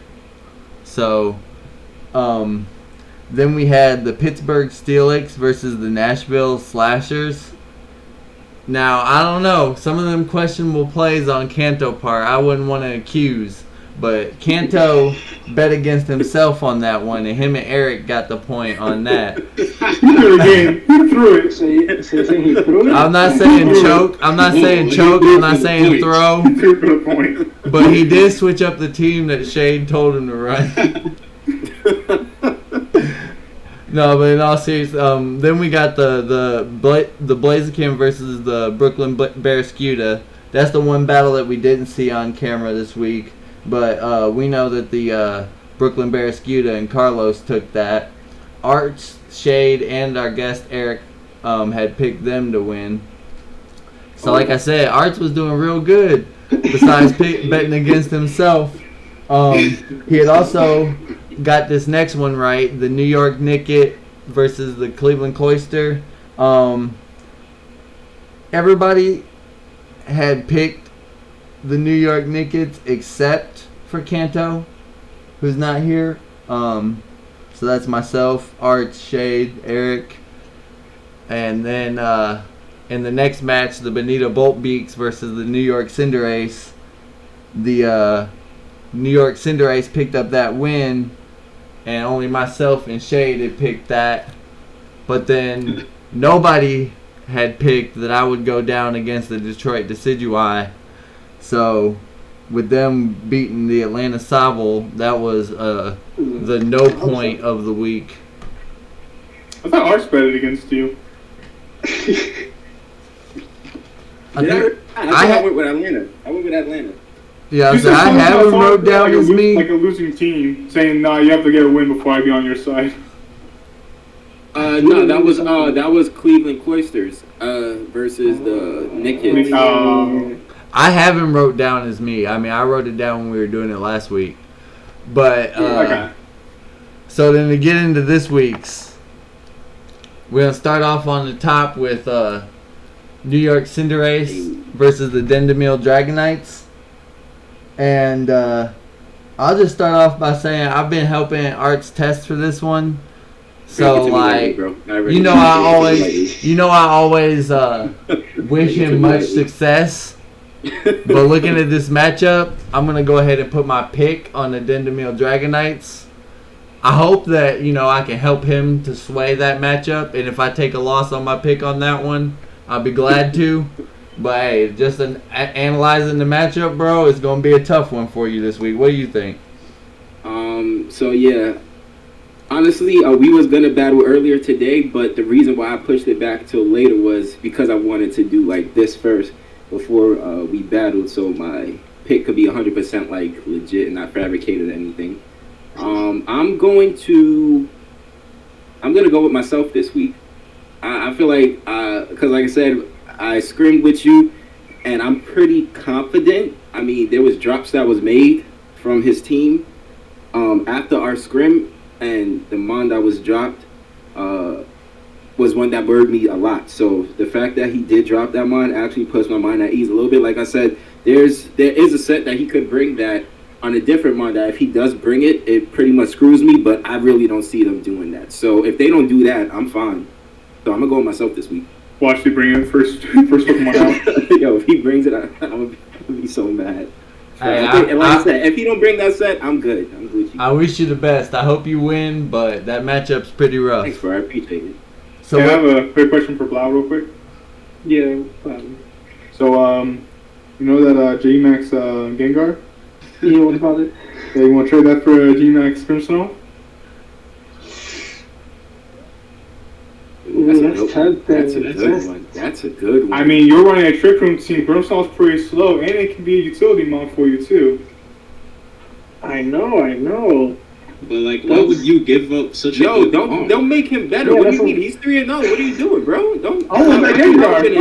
He knows what he's doing. He knows what he's doing. Like, Fuck y'all with that Gengar! I was like, hey, but before y'all answer that, y'all want to give picks on this first matchup? Thin them out. yeah, I'll go. So right now, I'm looking at it. I have to go Dendemar also. You know, even though I'm Team New York, like I could see that Hatterene, your team kind of has like a big side of like duplicate. Yeah. As long as you don't hit with a super effective move, you're fine.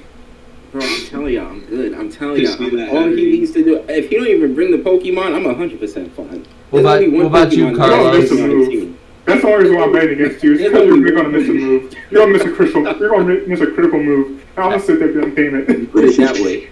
Hey, what you think on this one, Carlos?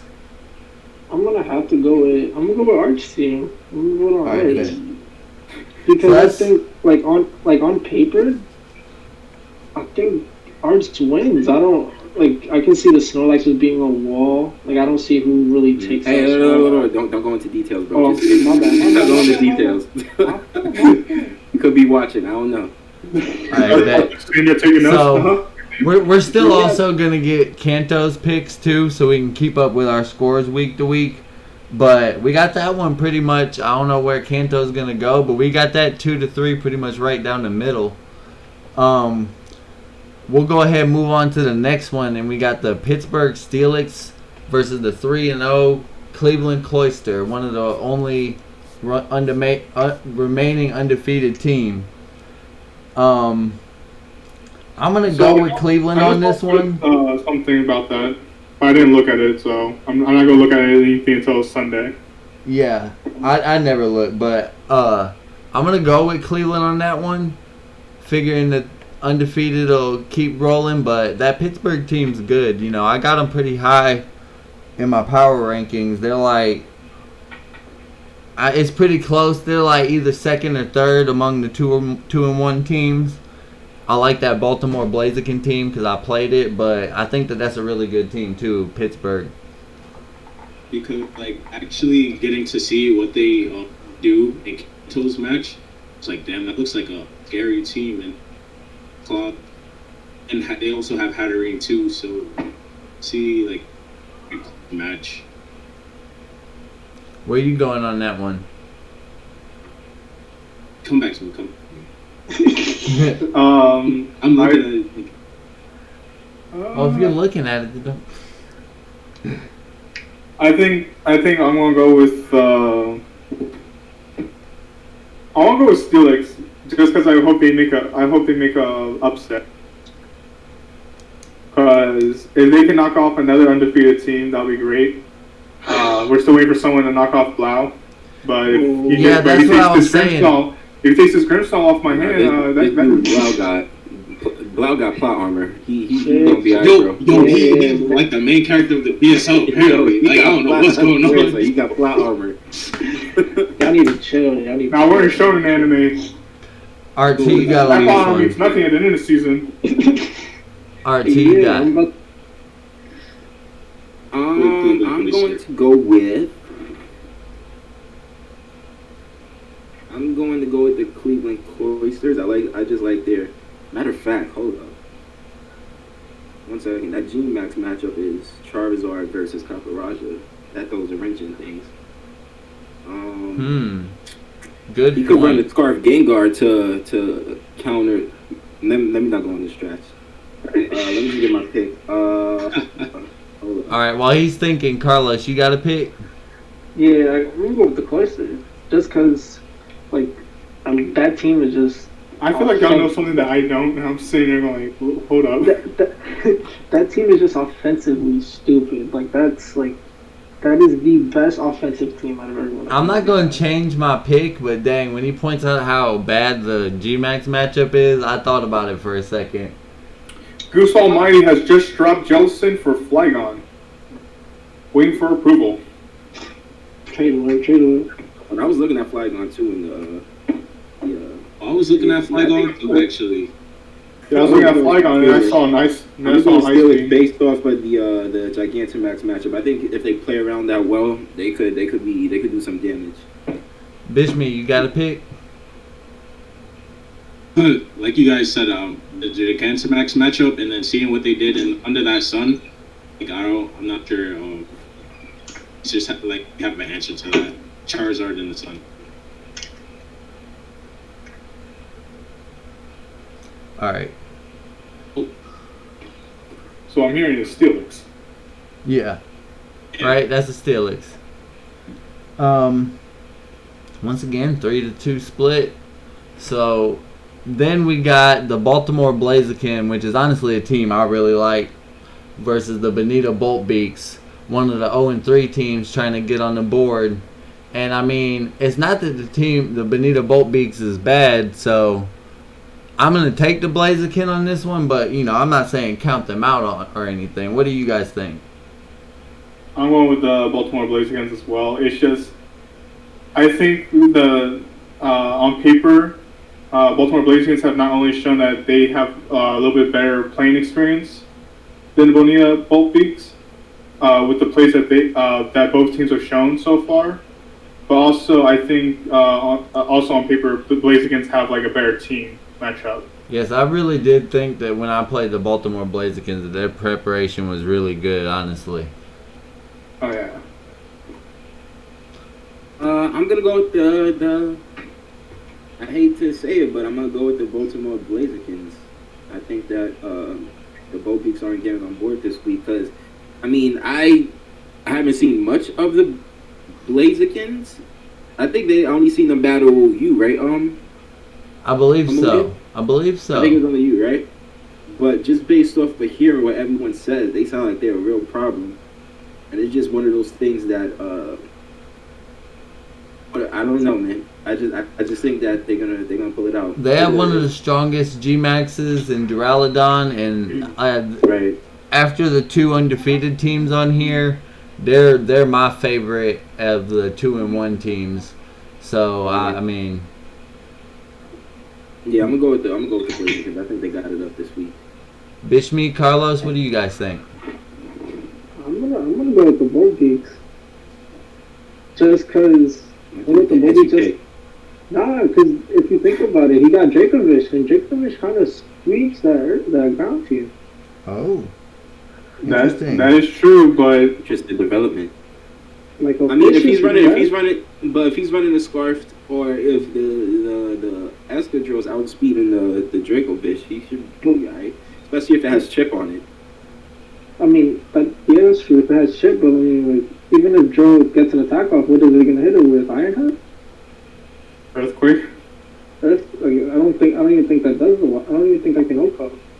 Nah, it doesn't OCO. That's what I'm saying. He would need chip though. But if he's running like an Earthquake, Banded, Banded, Force, Banded, or even if it's Life Orb, that's true. He'll be good. I just feel like the first round pick might pull it out this this time. What about I just you? because he has things like the Decidueye. He has. I just think he would match it pretty well. What about you, Bishme? What do you think on this one?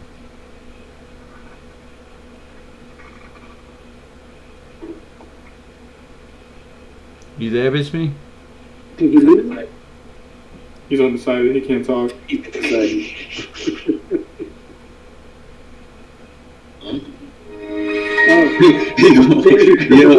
I had to disconnect and come back. Looks like it's working now. All right, so I definitely got the vote because me and Amoonguss and Eric are all like we haven't gotten a win, so I definitely want to see him like clutch it out. And like Carlos said, I want to see him finally like put Dracovic to work, like click that vicious run, bro. I want to see it. Oh, so you going for the Bonita Boat Beaks? Yeah. All right, bet. But thanks, straight for the restart. I needed that, bro. No problem. We got coming up next. We got the Brooklyn Bears Scuda and the Detroit Decidueye. Do we even got to go over this one? I mean, I'm definitely going with Carlos' team. Of course. And that undefeated team, that's number one in my power rankings. They've definitely done nothing that's going to make me pick against them so far. Arrtz, that's you as well? Of course, 100%. What do you guys think? Bear Scooter. Bear Scooter. Wow. I have not. I think I was the closest one to beating him.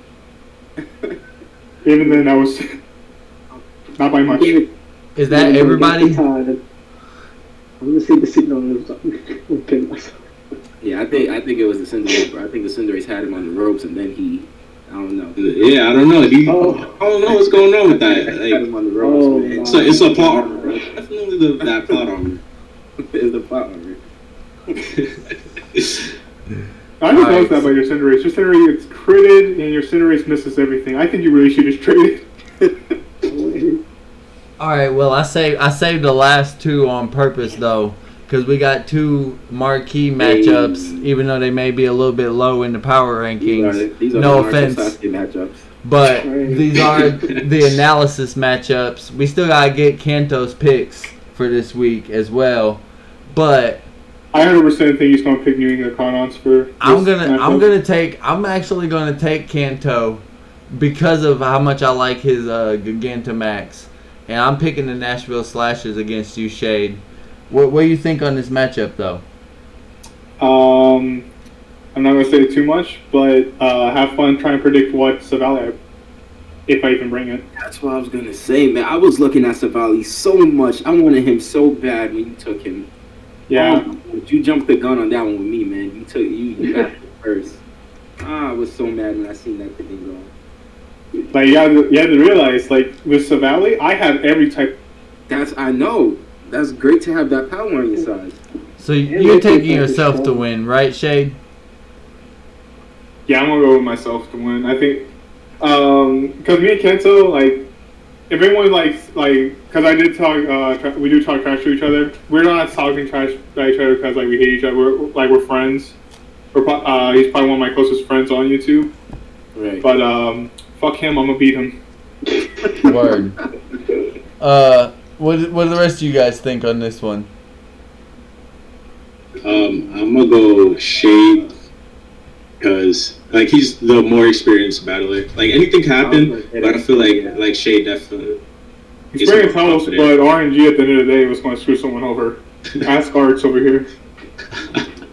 Yeah, I'm gonna go with the New England Cardinals too, just as an experience thing. I didn't really put that into my pick. What you got though, Carlos? I'm gonna go with the Cardinals just because if he does bring Cardinals, then just go stupid. Cardinals just stupid. Go crazy.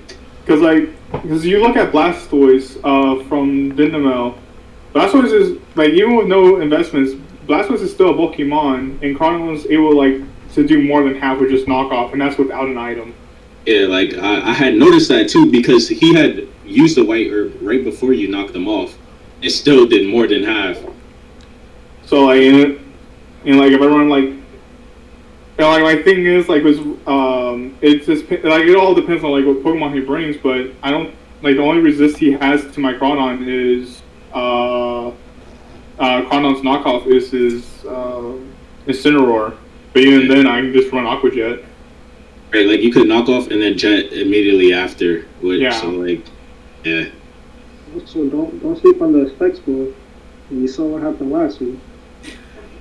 Well, I still got the Nashville Slashers on this one. What I really need to know is what Kanto picks, because if Kanto picks the New England Cardinals on this one, I might as well just change my pick. He's throwing it. Yeah, if Kanto was here and he wasn't picking himself on this one, I would be changing my picks in a heartbeat. But I guess we're gonna stick with it and lock it in. I'm gonna move on. And then another thing to say about the matchup, like Shade did say in his video, like I was gonna bring a meme set, but now I gotta play seriously. So I was like, oh, hearing that, I was like, damn. I think Shade's like for all my friends, like you ask all my friends, like when I battle, I'm bringing a set. I'm bringing like teams that you understand. Because I got Arrtz off the first week when I said, "Oh, I'm bringing Noctowl." I drafted Noctowl. Yeah. Why? And he goes like, and be like, "Watch this." I went 1-on-1 with a Rhyperior and won. That's pretty sweet. So on the last one, we got the marquee pick of the week. Honestly, even though both teams haven't got a win yet. You already know I'm taking myself on this one, but what do y'all think? Which team you think is going to get on the board for the first time? Yeah, going to draw. I think you're going to get it. It's going to be a draw. It's going to be a draw. No one's going to get a win. It's going to be a draw. I hope you're not getting that win. It's going to be a 6-6 draw. Got that. No, if that happens, we're just going to pretend it didn't happen and we're Let's try it again. Let's try it again. We're just going to play rock, paper, scissors. That's fine.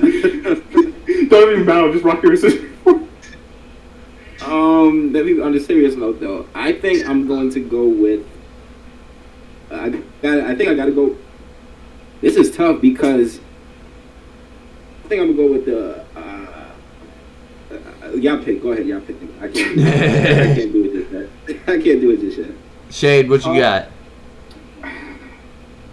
So watching both of you guys' battle, you guys like going for high damage moves versus accuracy moves, which is, I think, what the hell? But you guys are both experienced battlers just by watching your guys' stuff. I just think it comes down to who has the better prediction, but I think overall, I think I'm going to give that to Atlanta Sobble, just because Atlanta Sobble can have multiple ways of playing. I think New York Knicks is like a massive rain team and needs the rain. So I feel like Amoonguss could plan for that.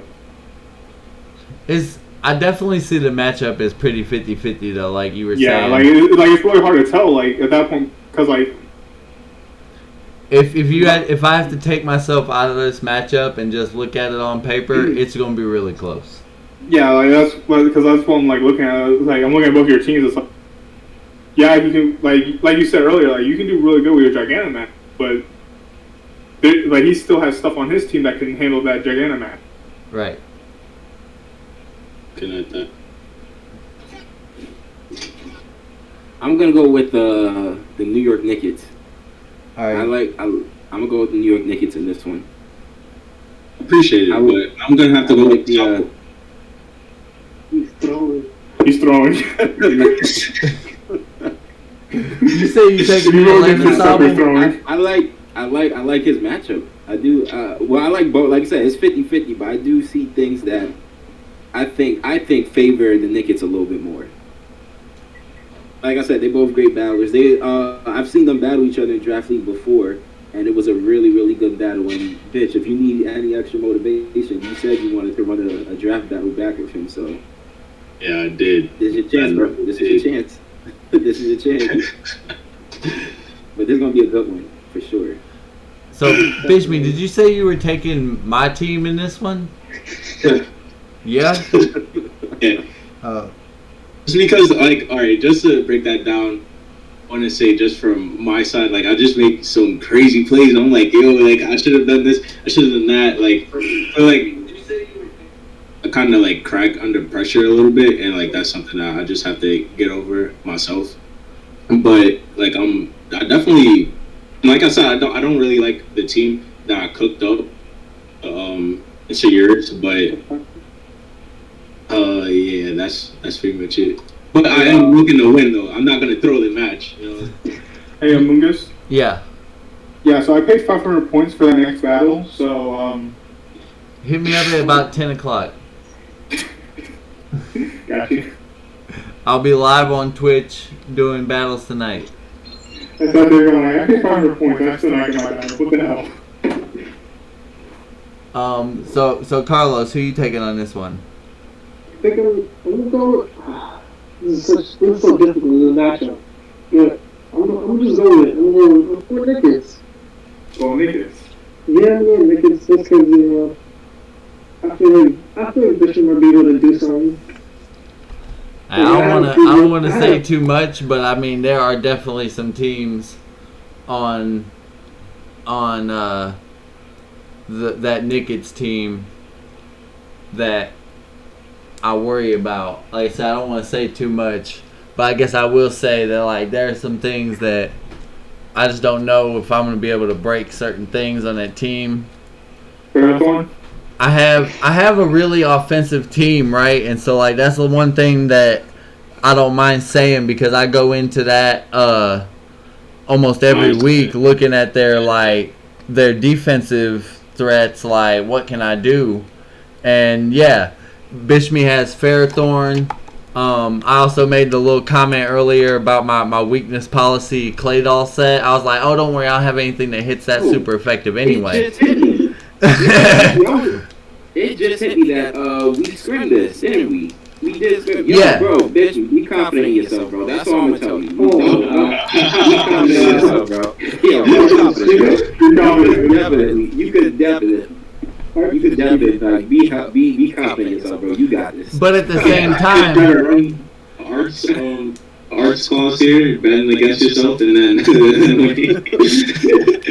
at the same time, though, just looking at the matchup like as if I wasn't in it, you take the rain team that Bishmi's got, and it does have some really good walls against me, but it's a really offensive team, so like what? Yeah. maybe his threats are a little displaced is all I'm saying. Yeah. You know? My Gigantamax is obviously gonna have a lot of value in this game because it's an electric type versus a rain team, and you know maybe defense isn't the way that he wants to have the matchup in his favor. Either way, you pretty much bet I pick myself every week. It hasn't worked out for me so far. Yeah, I'm definitely looking forward to see who gets that first win. I kind of know my battle right after this. It's kind of funny though, cause like sometimes I wonder if it's our team name. You know, like I got the unevolved crying Sobble as my mascot, and I'm only 3. The cute fox. and like you said that you got that name off of a joke I made, but like I made that joke comparing the coach that we were in the other draft league that was dropping. I made that joke comparing him to the New York Knicks, which obviously is not a very well run team, and they don't win very much. Yeah, watch one of the representatives watch this and go, oh yeah, you want this machine? Bang.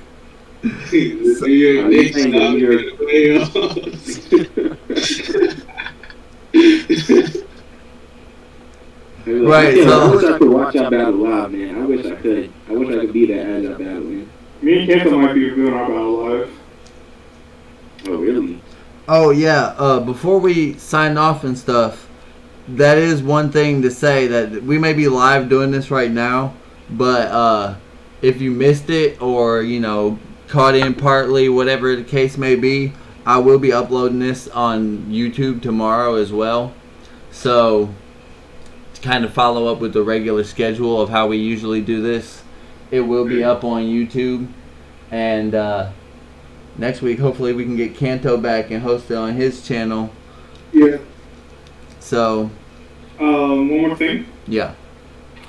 So the current standings for the league right now, as of post week 3, we have the Cleveland Cloisters with 3-0 as the number one ranking because their differential is +8. Then we have Broken Bear Scudas, who's tied with Cleveland Cloisters 3-0 record, but only has a differential of 5. Next up, we have the Denver Dragon Knights with 2-1, Baltimore Blazers 2-1, Detroit City Lions 2-1, Pittsburgh Steelers 2-1, New York Cinderace 2-1, followed by New England Condoms 1-2. Those are your top 8 teams that are, if we were going to the playoffs right now, those would be the 8 teams that are going to the playoffs. Going below the ladder, we have at number 9, Natural Slashers 1-2. We have Bonita Bull Creek Beaks is 0-3. We have Atlanta Stubble also 0-3, and then we have last place in the league, New York Naked 0-3. So, you know, when you say that, actually, I noticed yours and Kanto's game this week is really early on, and of course, anybody could still recover. Even one of those 0-3 teams could still make the playoffs, mathematically speaking. But y'all's could come into playoff implication later on in the season based on where you're at right now. Yes. Y'all are like both right on that edge, so that makes that battle a little bit more high stakes and interesting. Oh yeah. But I just think I think mentally I can get into his head with Savali alone. Yeah. Because he doesn't know what Pokemon I'm bringing for Savali just to counter his team. That is a very good draft pick, no doubt. That versatility, I guess you just can't really say much more than that.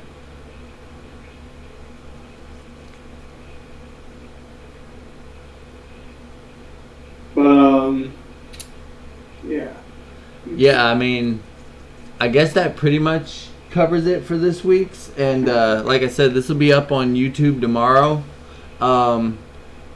First of all, definitely want to give a shout out to Bishmi and Carlos for joining us this week, and remind anybody that sees this, I think we're going to have Didi as the guest for the week 5, are we not? Yeah, we are. But we want to still get everybody in the league involved. So as you're watching these analysis videos each week, hit one of us up and see if you can get in one of the weeks that you might be available. One of these weeks we're going to have to push the recording and get one out in a quick release. So just let us know. Maybe we can get you in sooner than you might expect. Other than that, like I said, shout out to Carlos and Bishmi for joining us. I know Carlos doesn't really have a YouTube channel or anything like that. But if either of y'all, Bishmi, you want to drop like a shout out to your channel before we sign off? Yeah, but real quick, right before that, I want to say also, like, if you guys can't come in and record, like, send like what happened in your battle to one of these guys, whether it be Arrtz, actually, Shade, or and so that they could, like, get a little insight on, like, your side of the battle, kind of like I did last week, Shade, which was pretty cool. But yeah, other than that, you can find me on YouTube as BISHMII Bishmi. I do post my weekly draft battles, this one, and also I'm in another draft league I'm doing pretty well in. But yeah, so just posting a lot of Pokemon content, looking to doing other things. So yeah, drop by, subscribe, and Are you the New York Knicks in the other draft league? Yeah. Alright, I just needed to know. yo, if I was right. losing in that, I would have been upset, but yeah. And what about the rest of you guys? Y'all want to give a shout out to your channels real quick? You can catch me on YouTube at Arrtz. That's probably right, yeah, I think I did. I have Pokemon content up. I like to live stream. You can catch me doing other things, getting my bubble up in Smash. I want to start getting other content such as like Mario Kart, things of that nature too. So yeah, you just come. Oh, Mario Kart, boy. Nah, but Mario Kart, that's a game I'm actually good at. I mean, y'all want to pull up and chill, yeah, y'all catch me there. You guys can catch me on YouTube at Shave the Feet. I post mostly Pokemon content, but I also do post up things such as Warzone and Persona 5. So if you guys want to catch those streams, I usually stream later at night. I don't have a set schedule. Like I'll stream from anywhere from 7 all the way to 9. All right, awesome. That's how we gotta work on. We gotta work on having a set schedule. I'm trying to put one together. That's what I'm trying to do. I guess the last thing that I'll leave us with before we go is I stream as well over here on Twitch. You know, if you're watching this live right now, then you're already on the channel. But if you're catching this on YouTube, it's on the same name, actually Amoonguss, and mostly Pokemon streams, but I've definitely been branching out a lot more lately, playing some fighting games like Naruto and Smash. You can catch me, as far as the set schedule goes, you can definitely catch me every Friday at 10 for Pokemon stream. And then other than that, you know, various times, you know, my work schedule changes week to week, so various times throughout the week I stream other than that. So just make sure y'all come through and check that out. And before we sign off, just once again, thank you all for joining me on this one. No problem, man. Thank you for having me. All Thank right. you for having us. All right. So you'll catch this tomorrow on YouTube, and we'll see y'all then.